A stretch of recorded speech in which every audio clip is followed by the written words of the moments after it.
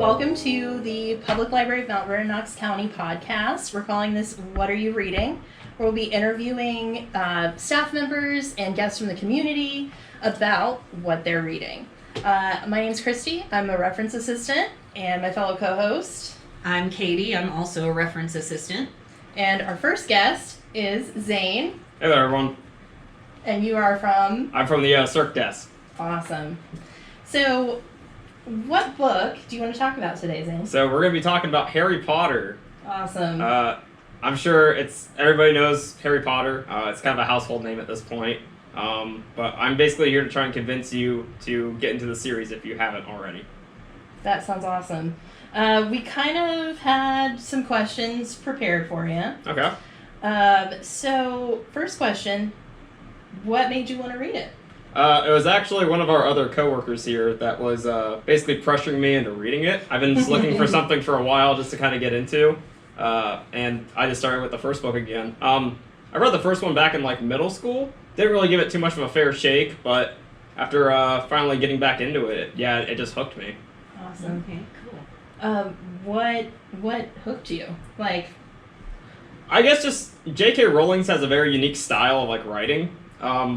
Just the way that she's able to kind of put certain details in the books, it's very unlike anything else I've really ever read before. She just has a great way of just kind of placing everything down there. Yeah. Mm-hmm.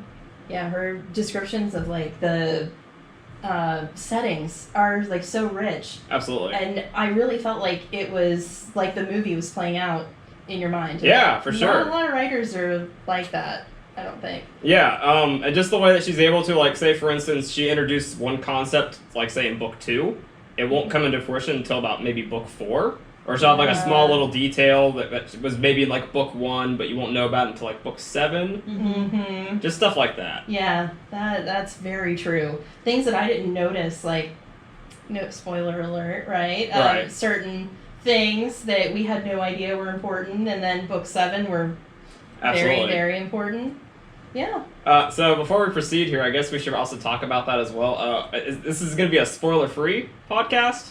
Well, I mean, I guess there might be some people out there that haven't read them, so maybe we should kind of avoid spoilers for this specific one, I think. We'll stick, I guess, specifically to the back of the book. Yeah. What it says right there. Yeah, that sounds pretty good. We can be kind of, we can tiptoe around it. Okay. Sounds good to me.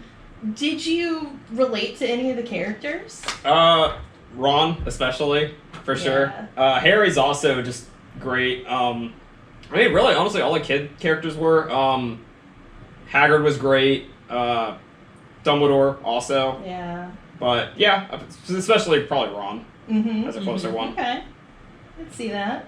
What was it about him, do you think?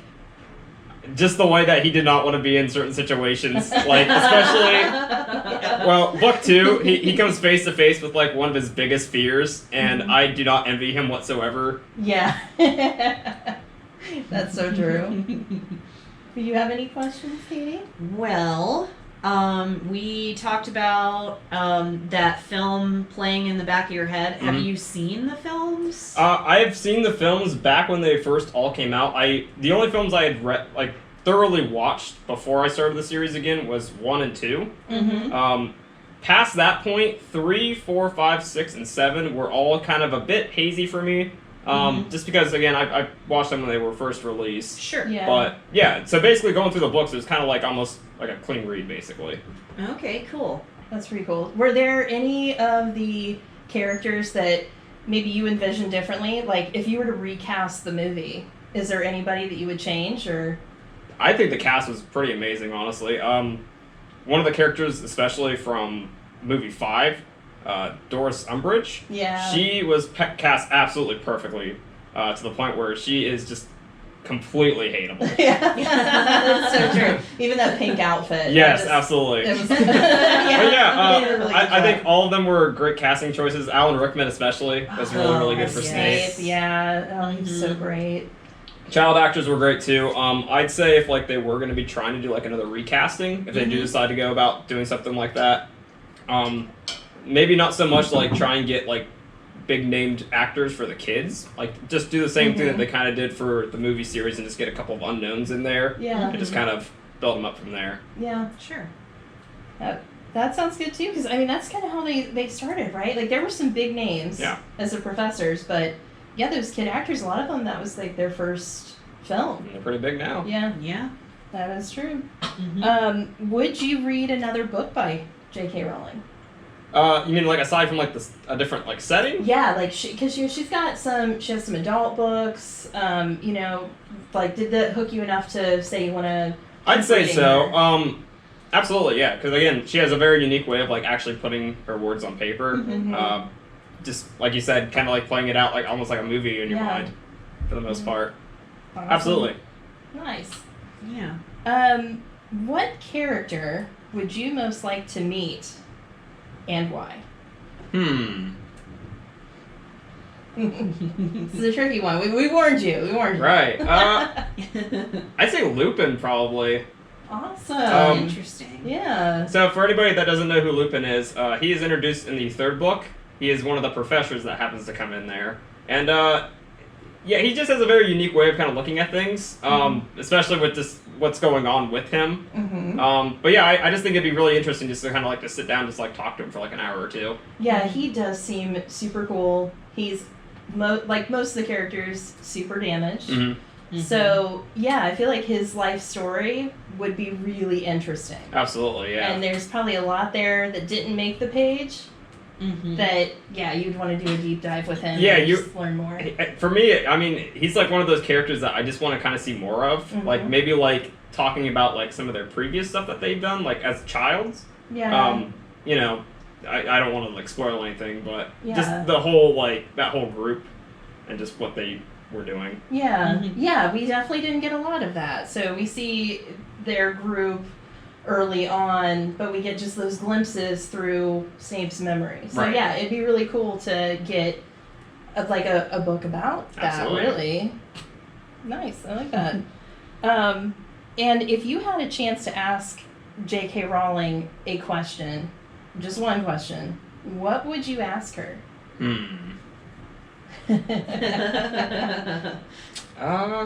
That's a tough one. I know, right? I probably should have warned you. Sorry.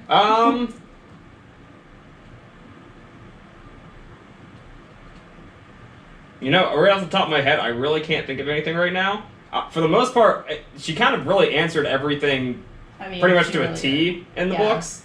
I'm sure I could probably think of something later on here, though. Right? Yeah, that is a hard one because, the world does feel complete. Right. I mean, there really wasn't a lot of questions that I had at the end. No. And I think that a lot of people were excited for The Cursed Child, for the play to come out, because I think there were some things that people wanted to know more about, and maybe didn't necessarily get the answer in that, since it was a continuation of the story. Yeah, I mean, I guess in terms of that, a question I would probably ask her is if she'd be willing to like do more with the series here, like if she'd be willing to do like more of a continuation of it aside from like The Dark Child, which was more of like a kind of its own different thing. Yeah. But yeah, I mean, other than that, I think she kind of wrapped up the whole thing very well. Didn't have like any really lingering questions about it. Yeah. Well, I think that was the end of the questions that I had. I don't know if Katie had anything else. We've pretty much covered a lot of it. Awesome. You said that she's kind of different than what you typically read. What do you typically read? So typically, well, recently I've been reading Game of Thrones, which is George R.R. Martin. It is very big. There's a lot of stuff you need to remember in it. Lots of names, lots of different places. I highly recommend it, but if you're not really into big, like, heavy reading stuff, probably stay away from it. Stick to the show. Yeah. Other than that, I've been reading Rick Riordan's Percy Jackson series, which is a heck of a lot lighter than what this stuff is. Awesome, yeah. But yeah. That's for sure. That's quite the mix. Yeah, absolutely. But yeah. That's awesome.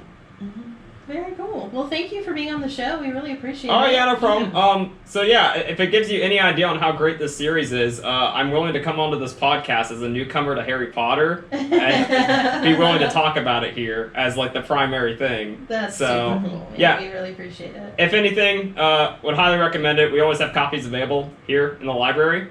So yeah, feel free to check them out. Yeah, absolutely. You can hit us up on Facebook, comment on our YouTube, or stop by our website. Just let us know if there's anything you're looking for. Or if you would like to appear in one of our podcasts. Yeah, please let us know. We would love to interview people from the community, so definitely hit us up and let us know.